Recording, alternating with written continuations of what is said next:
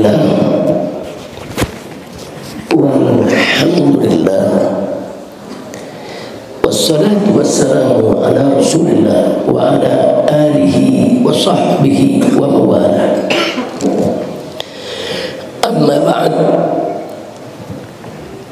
Ahiba'il kiram, usikum jami'a wa nafsi bi taqwallah wa bi ta'ati Rasulillah sallallahu alaihi wasallam. Fa nas'alullah subhanahu wa ta'ala ay yahdiyana ila siratihil mustaqim wa yaj'alana minal muttaqin wa yudkhilana jannatahu jannatan na'im bihaqqi sayyidil mursalin walhamdulillahi rabbil alamin. Taqabbalallahu minna wa minkum wa taqabbal ya karim.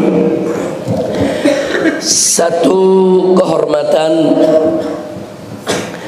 dan satu kebahagiaan bagi saya bersama keluarga dan rombongan pada hari ini bisa bersilaturahim dengan keluarga besar Pondok Pesantren Tahfidzul Quran, Pondok Pesantren Al-Quran Kiai Haji Abdullah Syafi'i. Dan satu kebahagiaan saya juga pada hari ini disambut dengan begitu baik, dengan begitu simpatik oleh keluarga besar Pondok Pesantren ini. Karenanya saya sampaikan apresiasi dan penghargaan untuk guru kita semua, Kiai Haji Alwi Ibnu Kiai Haji Abdul Rashid Ibnu Kiai Haji Abdullah Syafi'i. Begitu juga untuk saudara-saudara beliau.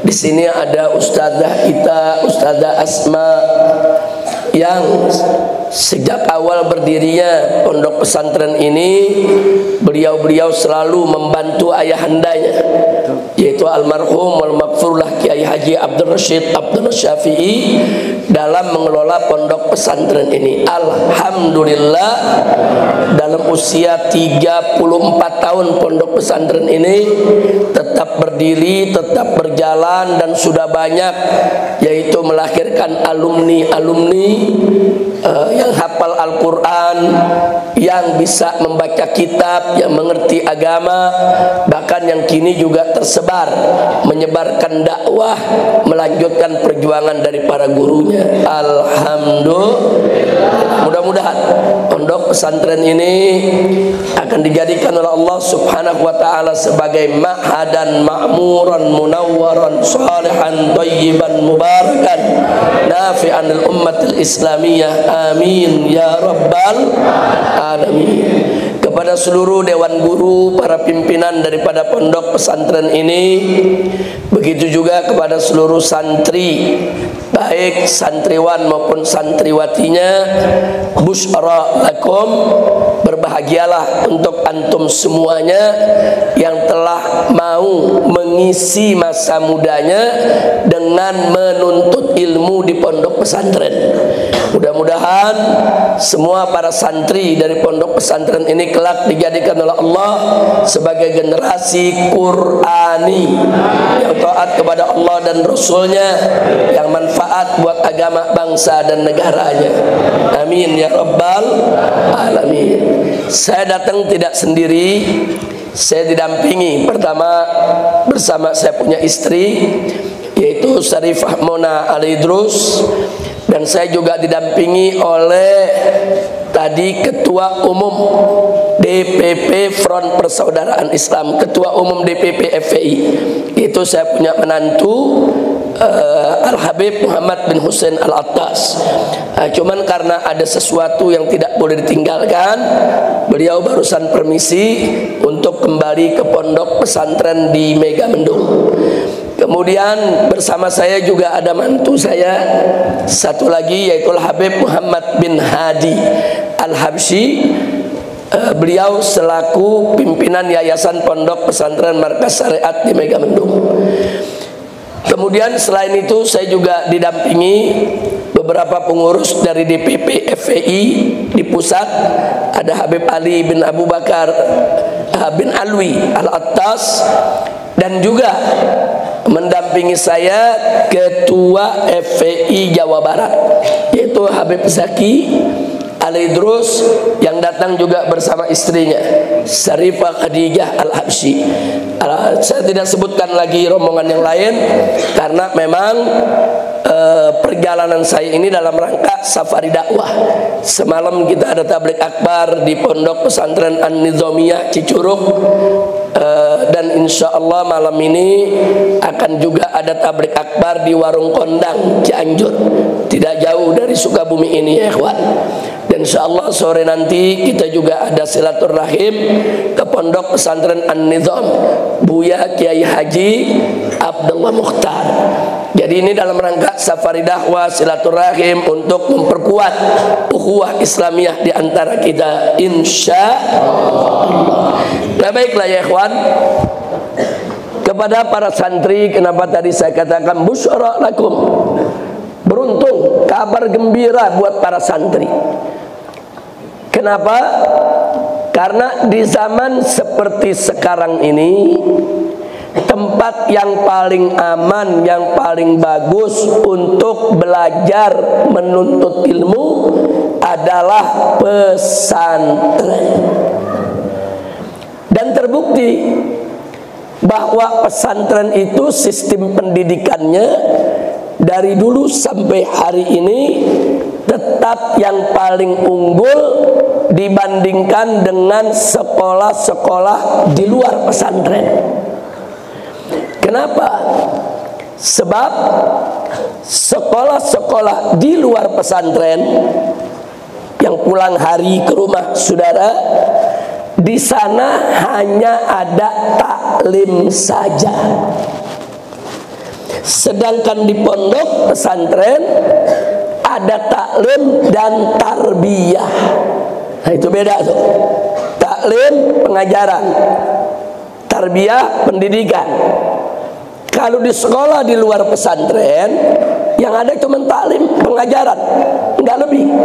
Seperti siswa-siswi diajarkan tentang syarat wudu, rukun wudu atau syarat sholat, kemudian rukun sholat, hanya diajarkan.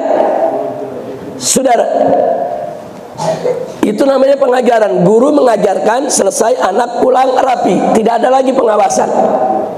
Berbeda dengan pesantren. Nah, kalau di pesantren ini murid diajarkan tentang rukun wudu, syarat sholat, kemudian rukun sholat, bagaimana cara sholat, lalu selama 24 jam diawasi oleh kiai dan guru-gurunya. Karena mereka tinggal di pesantren, 5 waktu sholat, semua sholat di masjid diawasi oleh gurunya. Dirapikan bagaimana cara meluruskan shaf, bagaimana cara merapatkan shaf. Di sekolah-sekolah umum di luar nggak ada seperti itu, saudara. Nah, nggak sampai di situ saja. Di pondok pesantren selama 24 jam itu para santri dididik oleh para guru pembimbing, oleh para kiainya, saudara, berbagai macam disiplin ilmu. Nah, jadi beda. Kalau pengajaran sekedar ngajar selesai.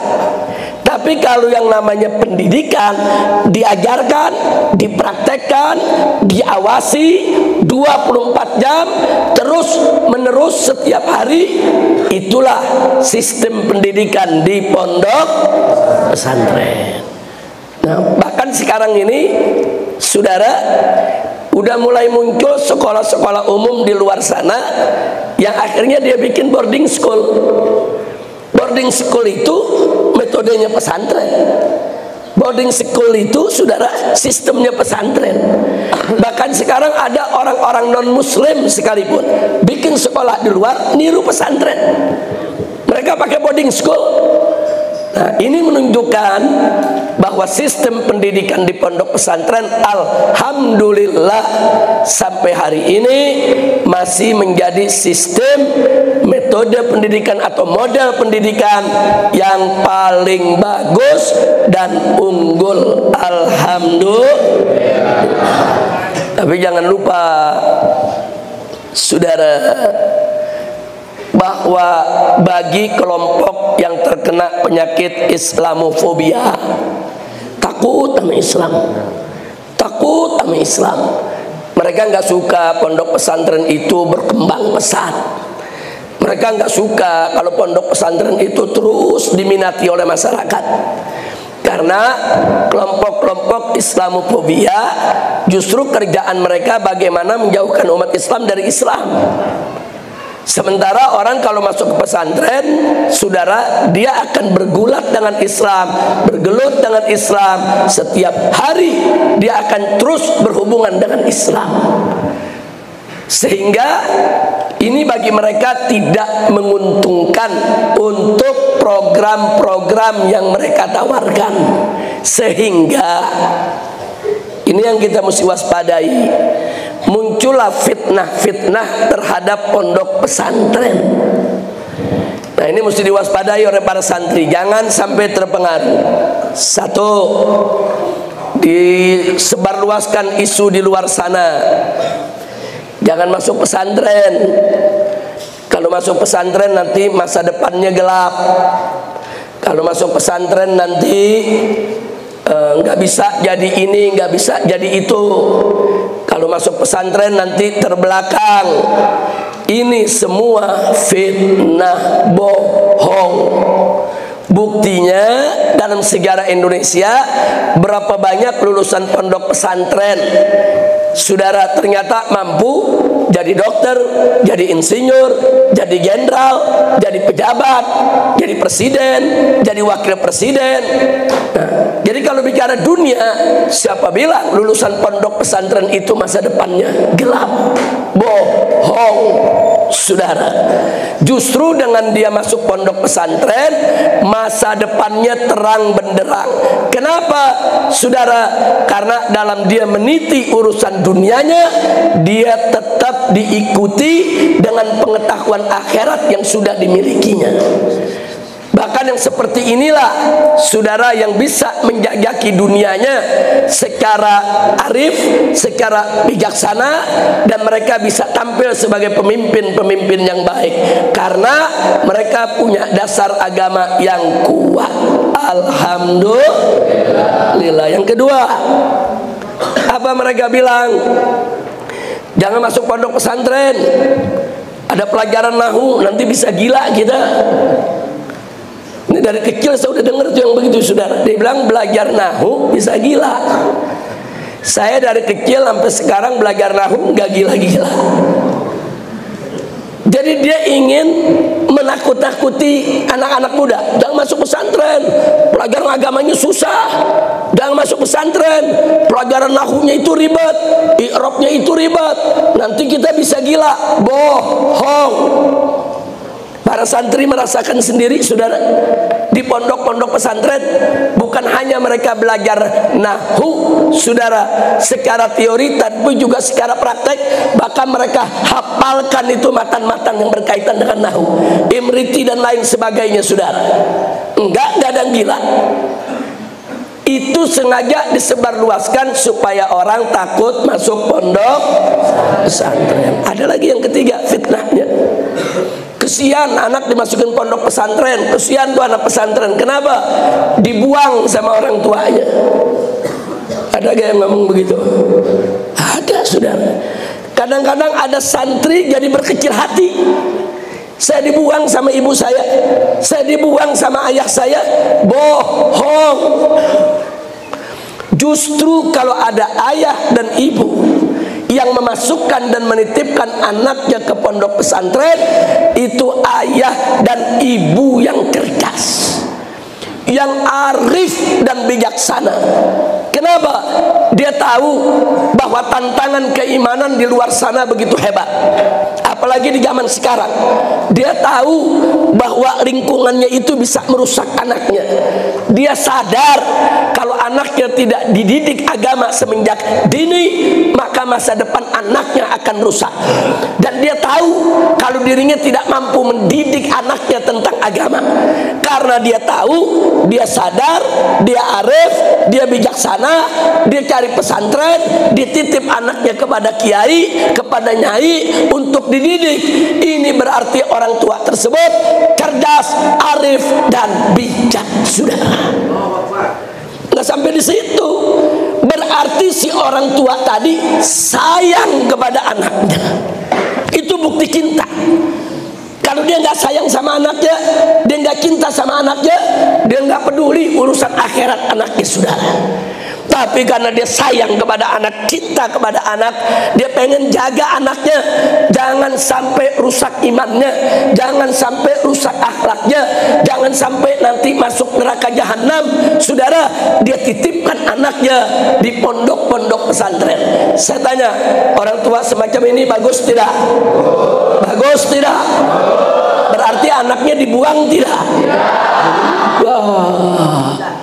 Jadi kalau ada yang ngomong saya dibuang sama orang tua, bohong. Jangan terpengaruh ya kawan. Itu isu-isu begitu, isu supaya orang nggak mau masuk pesantren, ditakut-takuti. Yang keempat, ini yang lebih sadis. Jangan masuk pesantren, sarang teroris. Nah, ini mulai banyak nih. Pesantren dibilang sarang teroris. Kenapa dibilang sarang teroris? Karena ada oknum-oknum yang dulu pernah masuk pesantren, begitu lulus salah bergaul, kemudian mereka melakukan aksi-aksi teror. Begitu ditangkap oleh polisi, Densus, diperiksa, ditanya, ternyata dia pernah nyantren di pondok pesantren A atau pondok pesantren B. Kemudian ini digoreng. Apa digorengnya? Lulusan pesantren banyak jadi teroris. Akhirnya pesantren-pesantren dituduh sebagai sarang teroris. Ini fitnah. Jadi kalau ada orang jadi teroris, dulu pernah masuk sebuah pesantren, dalam pesantrennya disalahkan, sudah. Dia salah bergaul setelah dia lulus dari pesantren. Nggak ada pesantren yang ngajarin teroris, sudah. Nggak ada pesantren yang ngajarin untuk kita menteror orang lain. Justru pesantren selalu mengajarkan kepada kita sikap at-tasamu, toleransi, bukan hanya antar sesama umat Islam, bahkan sesama manusia walaupun berbeda agama, saudara. Nah, saya mau kasih tahu, sekarang nih banyak pejabat korup. Kita periksa lulusan mana? Oh, lulusan UI, Fakultas Ekonomi, pada jadi koruptor. Apa boleh kita bilang UI sarang koruptor? Nggak boleh. Oh, ada lagi lulusan UGM, saudara, jadi pejabat pada korup, saudara. Apa boleh kita bilang UGM itu sarang koruptor? Nggak boleh. UGM Universitas Gajah Mada maupun UI Universitas Indonesia, saudara, nggak ada fakultasnya yang mengajarkan mahasiswanya untuk korupsi, nggak ada, saudara. Adapun kalau alumninya lulus dari sana kemudian melakukan tindak korupsi, itu yang bijak manusianya, jangan menyalahkan universitasnya. Kira-kira jelas tidak? Nah, kalau para koruptor raja universitasnya tidak disalahkan, lalu kenapa giliran ada orang berbuat salah lulusan pesantren, pesantren yang disalahkan, saudara? Nah, jadi nggak usah kaget, yang begini ini memang sengaja terus digoreng, saudara, supaya nggak ada yang mau masuk pesantren, supaya pesantren termarginalkan. Sebab selama pesantren itu banyak, maka selama itu juga syiar Islam akan tinggi, sudah. Selama pesantren banyak, berarti pejuang-pejuang Islam yang akan menegakkan Islam di negeri ini akan semakin bertambah. Itu yang mereka takutkan. Nah, maka itu saya tidak mau rinci lagi, cukup 4 itu saja. bahwa pesantren dari zaman ke zaman memang selalu menjadi sorotan, saudara. Dan bagi mereka yang benci Islam, mereka akan berusaha untuk menghancurkan kredibilitas pesantren. Nah, maka itu para santri, tolong Anda yang belajar di pesantren setelah lulus, jaga diri, jangan salah bergaul. Jaga diri, jadilah santri yang baik, yang manfaat. Jadilah santri yang bisa dibanggakan oleh guru dan kiainya. Ada satu pesan, saudara, dari ulama-ulama salaf kita.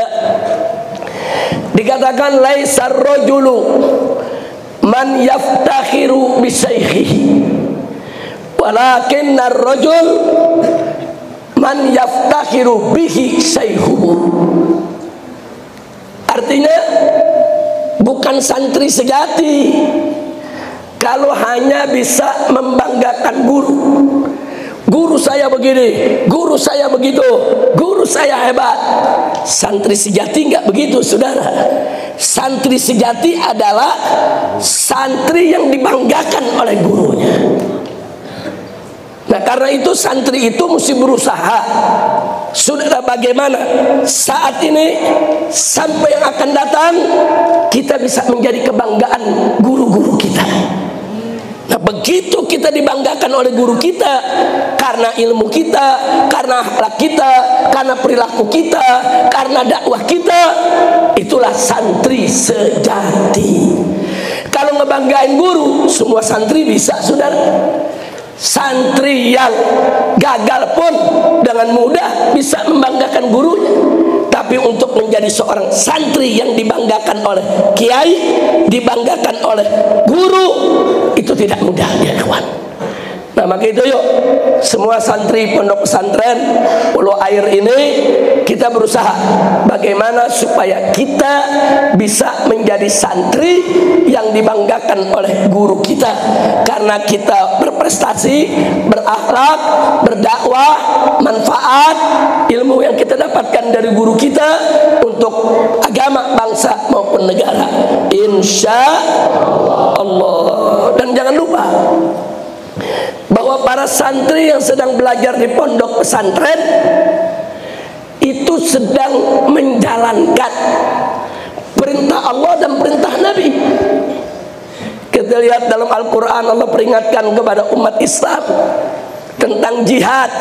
Allah larang jangan semua berangkat jihad, tapi mesti ada satu kelompok yang apa? Yatafaqahu fiddin, yang mempelajari dan memperdalam agama, saudara. Bagi tugas, enggak semua disuruh ke medan jihad, enggak semua disuruh angkat senjata perang, enggak. Harus ada yang berangkat untuk ilmu, yang berangkat menggali ilmu, sehingga pada saat mereka kembali ke kaumnya, dia bisa ajarkan dia punya kaum, saudara. Kira-kira jelas tidak? Berarti yang suruh kita belajar siapa? Allah. Oh, kalau Nabi tegas mengatakan bahwa thalabul ilmi fardhatun ala kulli muslim, saudara. Bahwa menuntut ilmu wajib atas tiap-tiap muslim. Wajib. Jadi Anda menuntut ilmu di pondok pesantren ini bukan sekedar menuntut ilmu, tapi Anda sedang menunaikan kewajiban Anda sebagai hamba Allah, menunaikan kewajiban Anda sebagai umat Nabi Muhammad sallallahu alaihi wasallam. Nah, kemudian ada yang bertanya, Habib, kenapa sih kita kalau belajar suka sering sulit menghafal? Kadang-kadang sulit memahami masalah. Kadang-kadang lupa apa yang sudah kita pelajari. Bagaimana sih cara ilmu kita ini berkah, terjaga, enggak mudah hilang, terlupa? Nah, di sini Al-Imam Asy-Syafi'i radhiyallahu ta'ala anhu, beliau pernah mengeluh kepada gurunya Imam Waqi, saudara,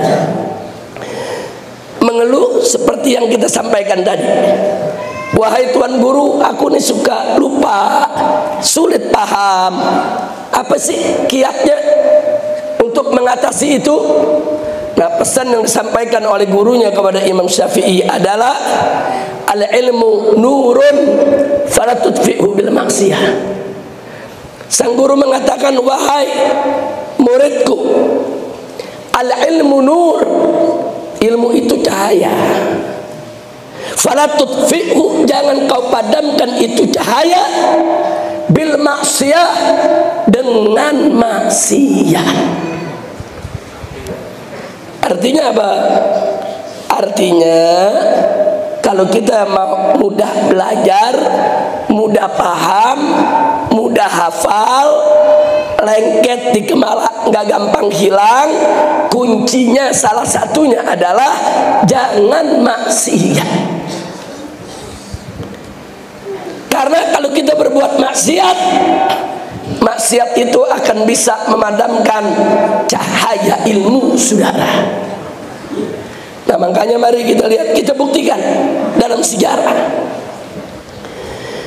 Dulu di zaman Imam Syafi'i, saudara, mencari ilmu itu nggak mudah.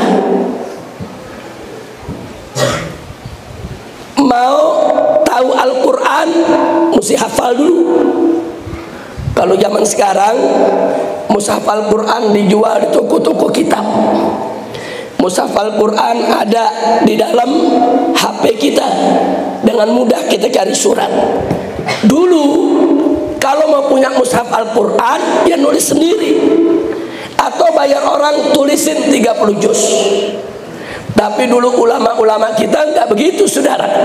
Mau memiliki Al-Quran, sejak kecil mereka menghafal Al-Quran. Dan dulu, saudara, penghafal Al-Quran tidak disebut dengan gelar Al-Hafidh. Kalau zaman sekarang penghafal Al-Quran disebut Hafidh. Zaman dulu enggak. Kenapa? Sebab zaman dulu, saudara, semua ulama sejak kecilnya hafal Quran, saudara. Sebelum mereka belajar agama, semua anak-anak orang Islam mereka hafalin Quran, saudara. Imam Syafi'i sendiri umur 7 tahun sudah hafal 30 juz. Ada yang hafal umur 10 tahun, ada yang hafal umur 15 tahun, ada yang hafal umur 17 tahun, saudara. Tapi khusus Imam Syafi'i 7 tahun sudah hafal Al-Quran. Al-Quran udah ada di kepalanya, saudara. Dulu Al-Quran itu fis sudur, bukan fis sutur. Al-Quran dulu bukan di lembaran mushaf, tapi Al-Quran ada di dada orang-orang beriman, saudara. Makanya ulama dulu yang hafal Quran tidak diberi gelar Al-Hafidh. Kenapa? Karena hafal Quran syarat mutlak jadi ulama. Nggak disebut ulama dulu kalau nggak hafal Quran, saudara. Jadi nggak perlu ada gelar Al-Hafidh saat itu. Kenapa? Karena namanya ulama memang harus hafal Quran. Dulu yang disebut Al-Hafidh adalah para penghafal hadis, saudara. Al-Imam Al-Hafidh Ibn Hajar Al-Asqalani. Kenapa disebut Al-Hafidh? Dia penghafal hadis. Puluhan ribu hadis dengan sanadnya ada di kepalanya, saudara. Jadi dulu Al-Hafidh gelar untuk penghafal hadis. Tapi zaman sekarang Al-Hafidh gelar untuk penghafal Quran. Kenapa? Karena sekarang ini banyak yang gak hafal Quran, saudara. Nah, jangankan orang awam, ustadz pun banyak yang gak hafal Quran, saudara. Jadi ini perbedaan kondisi dulu, saya mau paparkan, saudara. Zaman sekarang penghafal Quran ya diberi gelar Al-Hafidh karena sudah jarang orang hafal Quran. Begitu ada yang hafal, dia istimewa, disebut sebagai Al-Hafidh, orang yang menghafal Quran, atau sebagai Hafidhul Quran, penjaga Al-Quran. Nah pertanyaannya, zaman Imam Syafi'i nyari mushaf susah, nyari kitab hadis saudara belum ada, Sahih Bukhari belum ada, Sahih Muslim belum ada, saudara, Kutubus Sittah belum ada. Jadi sekelas Imam Bukhari kalau mau dapat hadis, beliau mesti berangkat, saudara, datang ke Madinah, belajar kepada Imam Malik, beliau hafalkan itu kitab Muwatta, saudara. Beliau pergi ke Irak, saudara, cari guru lagi. Beliau pergi ke Mekah, cari guru lagi. Beliau pergi ke Mesir sambil mengajar, terus belajar. Begitulah ulama-ulama dulu. Yang menarik, dulu sarana prasarana menimba ilmu agama sulit, tapi melahirkan ulama-ulama besar sekelas Imam Syafi'i, Imam Abu Hanifah, Imam Malik, Imam Ahmad, berkelas saudara, dan melahirkan ulama-ulama hadis yang luar biasa. Imam Bukhari, Imam Muslim, Imam Tirmidzi, Imam Abu Daud, Imam Nasai, dan seterusnya saudara. Padahal saat itu nimba ilmu susah, tempatnya jauh-jauh, mau cari satu hadis saja kadang-kadang mesti berjalan berbulan-bulan saudara.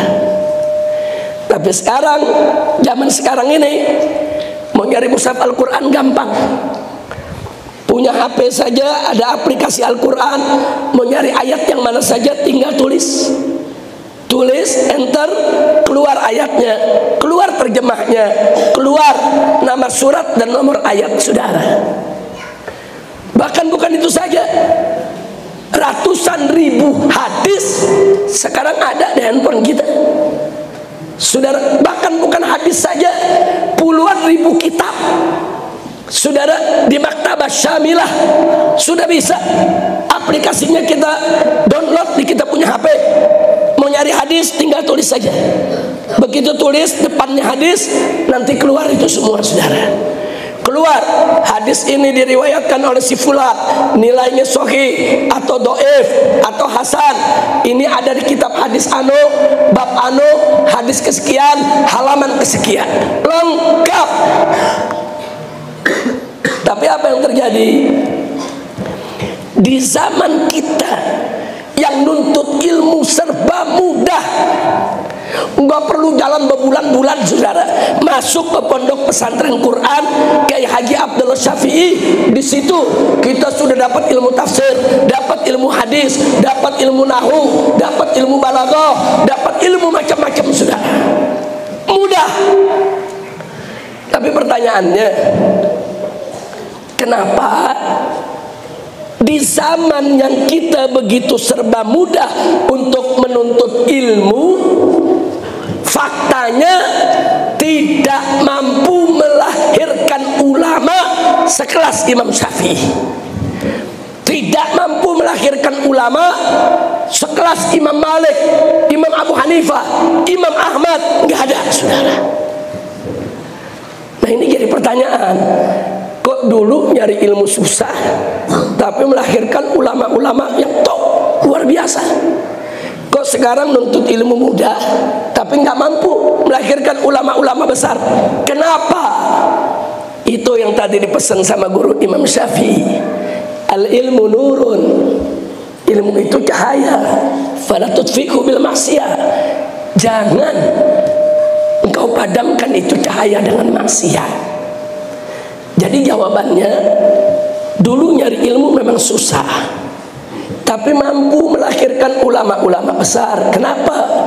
Karena dulu di zaman para khulafa, maksiat nggak merajalela saudara. Para sahabat Nabi jauh dari maksiat, para tabi'in jauh dari maksiat, tabi'in jauh dari maksiat, para khalifahnya menerapkan syariat Islam. Nggak ada itu tempat-tempat maksiat ya ikhwan, nggak ada. Kalaupun ada yang mabok, ngumpet-ngumpet saudara, hatta tetangga nggak boleh tahu. Kalaupun ada yang judi, ngumpet-ngumpet, tetangga nggak boleh tahu saudara. Sehingga aura aura ketaatan di negeri-negeri Islam saat itu, saudara, itu menarik keberkahan dari Allah. Sehingga para ulama-ulama saat itu yang menuntut ilmu, cahaya nurnya terang benderang, nggak ada maksiat yang memadamkannya. Alhamdulillah. Tapi zaman sekarang bagaimana? Zaman sekarang, saudara, dulu orang menonton film mesti ke bioskop dulu. Sekarang nggak perlu ke bioskop, film ada di kantongnya, saudara. Dia bisa nonton kapan saja lewat HP-nya, dari film yang bagus sampai film yang paling jelek, saudara. Dari film yang mendidik sampai film yang merusak. Sulit kita menghindar dari maksiat. Kita sudah berusaha untuk tidak maksiat. Begitu keluar rumah, berapa banyak perempuan-perempuan yang mutabarrijat, perempuan yang terbuka auratnya, saudara. Itu semua maksiat. Maksiat itu merusak aura ketaatan, saudara. Sehingga aura ketaatan yang merupakan ilmu menjadi nur di tengah-tengah ketaatan tadi, saudara, yang mestinya menarik rahmat dan berkah dari Allah, berubah. Cahaya ilmu pengetahuan jadi padam. Orang jadi sulit belajar, orang jadi sulit paham, orang jadi cepat lupa dengan ilmu, saudara. Kenapa? Karena sudah dikepung dengan aneka ragam maksiat. Nggak sampai di situ, pemerintahnya sendiri nggak menerapkan syariat Islam. Ada tempat pelacuran dibiarkan, ada tempat judi dibiarkan, bahkan yang namanya judi online, pejabatnya ikut main judi online, saudara. Gimana ceritanya, saudara? Dulu waktu saya bangun FPI, memerangi judi mudah. Lihat orang main judi, kita bubarin. Kelihatan tuh alat judinya, duitnya. Tapi sekarang kita mau bubarin judi bagaimana? Judi ada di HP masing-masing, sudah. Judi masuk ke kamarnya masing-masing, judi masuk ke rumahnya masing-masing. Bagaimana kita mau bubarin judi? Susah. Dulu gampang. Oh, di sana ada bandar judi, serbu, bubarin, selesai. Oh, ada rumah dipakai untuk main judi, serbu, bubarin, selesai. Dulu nahi munkarnya gampang untuk melawan judi. Sekarang nggak gampang, saudara. Sekarang cari bandar judi di jalanan nggak ketemu, karena judinya nggak di jalanan lagi, saudara. Judinya di HP. Pegang HP, saudara, buka akun judinya, karena judinya dia bisa main judi tiap hari. Dan lebih bahayanya lagi, PPATK melaporkan, saudara, bahwa ada ratusan anggota DPR RI ikut main judi online secara rutin. Jadi ini mau dibawa kemana ini negeri? Nah, kalau kemaksiatan udah merajalela di mana-mana, saudara, keberkahan berkurang. Termasuk berkahnya ilmu. Pantas orang belajar susah, ngapa susah, saudara? Karena dia sudah dikepung oleh maksiat.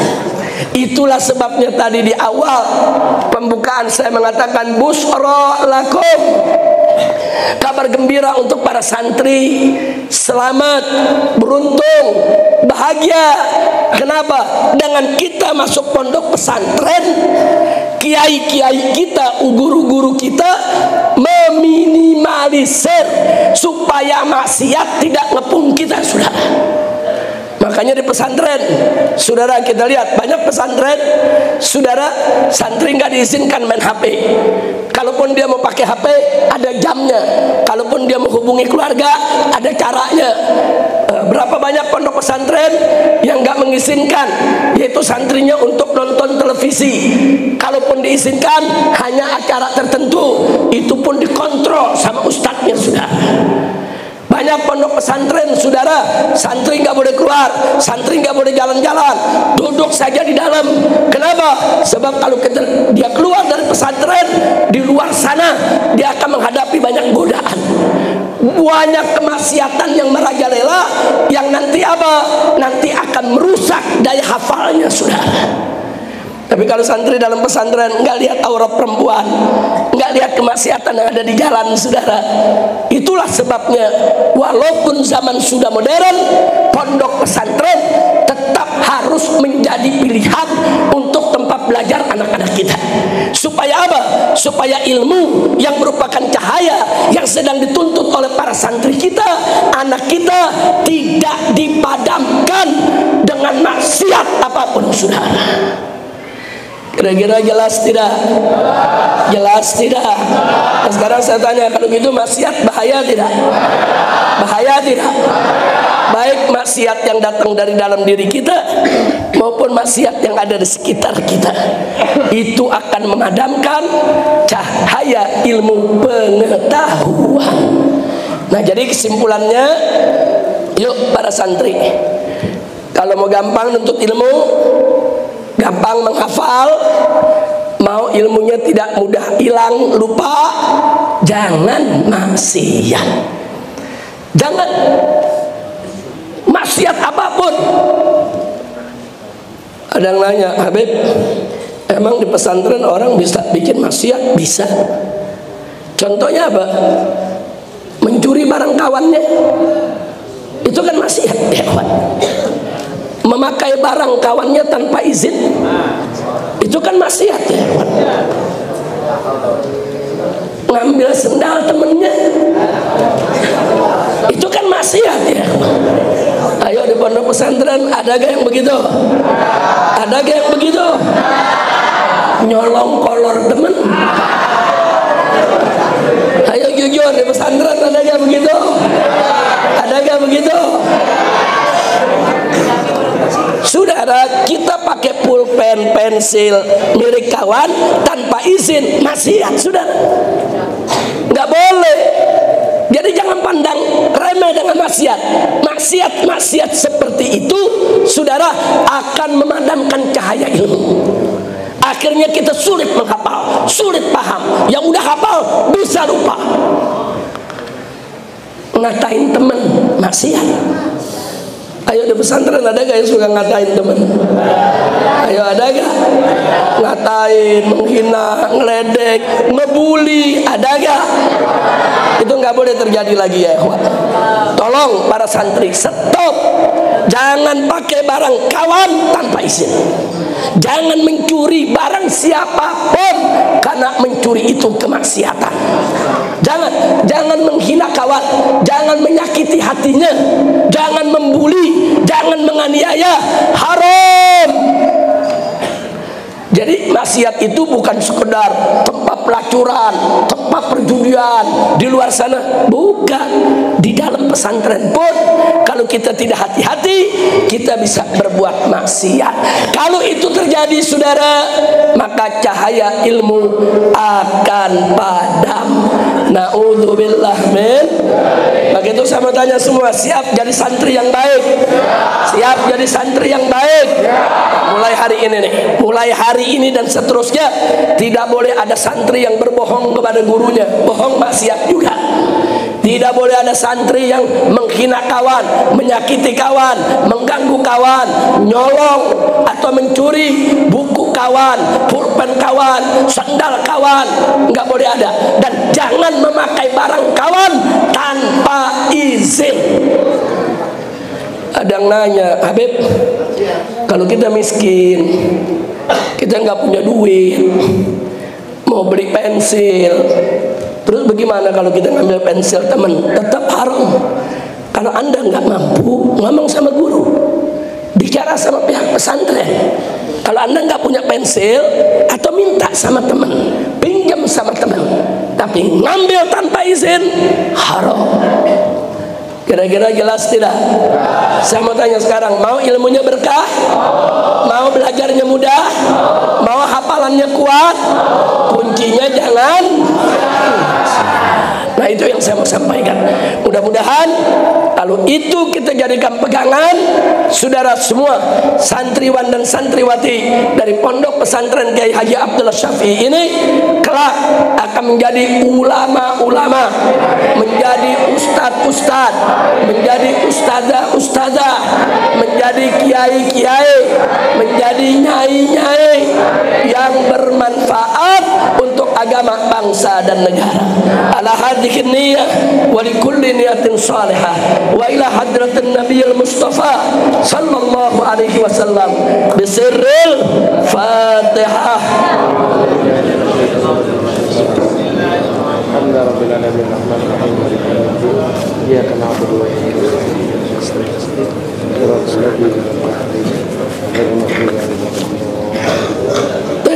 Sebelum saya akhiri, sengaja tadi saya tekankan, saya bukan hanya sekedar bergurau, itu colong kolor teman, bukan lagi bergurau tuh saudara. Banyak penyakit terjadi di pondok pesantren, penyakit gatal, penyakit kurap, penyakit kudis, penyakit kulit, karena begitu saudara. Handuk satu dipakai rame-rame. Jangan. Setiap orang punya handuk pakai buat dirinya. Sebab handuk itu sekali pakai saja. Untuk satu orang dia sekali pakai saja saudara, sudah ada ribuan bakteri yang nempel di handuk. Kita pakai 3 hari, paling lama seminggu, handuk kita mesti dicuci saudara. Kalau enggak, nanti kulit kita berjamur, nanti kulit kita kurap, kudis saudara, gatal, sakit. Jangan, itu merusak kulit. Nah kalau pengen bersih saudara, pakai handuk sendiri. Nah, handuk aja bisa menularkan, apalagi caldem. Tahu caldem? Celana dalam. Apalagi celana dalam orang diambil dipakai, udah bakteri nyangkut semua saudara. Kira-kira jelas gak? Nah, sekarang saya mau tanya, mau hidup bersih? Mau hidup sehat? Jadi bukan pesantrennya yang bikin kotor, bukan. Muridnya nggak bersih, muridnya nggak jaga kesehatan, muridnya nggak tertib, saudara. Nah jadi kalau tidak mau ada penyakit gatal di pondok pesantren manapun, mulailah hidup bersih.